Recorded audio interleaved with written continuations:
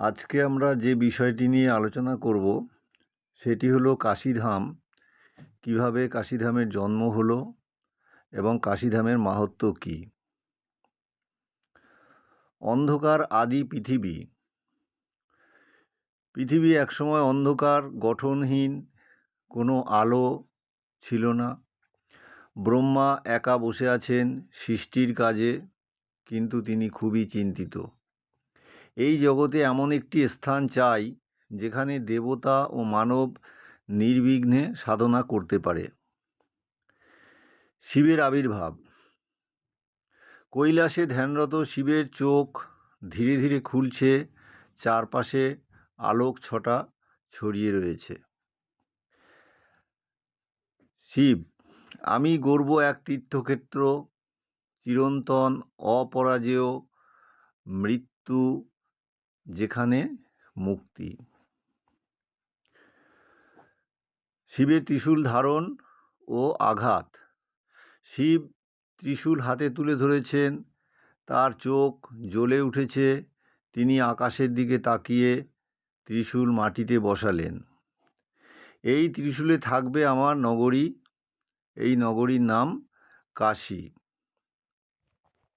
গঙ্গা ও বরুণা এর প্রবাহে কাশীর অবস্থান। গঙ্গা ও বরুণা নদী দুদিকে প্রবাহিত হচ্ছে, মাঝখানে জেগে উঠেছে এক উজ্জ্বল নগরী কাশী। ত্রিশূলের শক্তিতে গড়ে উঠল অনন্ত ও অমর নগরী কাশী। দেবতা ও ঋষিদের আগমন। দেবতা ও ঋষি সাধুরা কাশীতে প্রবেশ করেছেন। আকাশে উড়ছে গন্ধর্বরা, ভূমিতে উজ্জ্বল আলো। এই স্থানেই তো সত্যের সন্ধান পাওয়া যাবে, ঋষিরা ভাবতে লাগলেন। দেবী পার্বতীর প্রশ্ন। পার্বতী শিবকে পাশে বসিয়ে জিজ্ঞাসা করলেন, এই কাশী তোমার এত প্রিয় কেন প্রভু?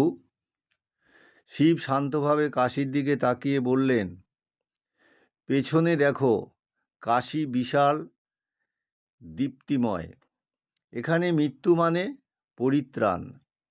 কাশী হল আত্মার মুক্তি এবং মুক্তির দরজা। কাশীধাম রাতের আকাশে জ্বলজ্বল করছে মন্দির, গঙ্গা নদী বয়ে যাচ্ছে। কাশীধাম শিবের ধাম, অনন্ত প্রাণের মুক্তির পথ।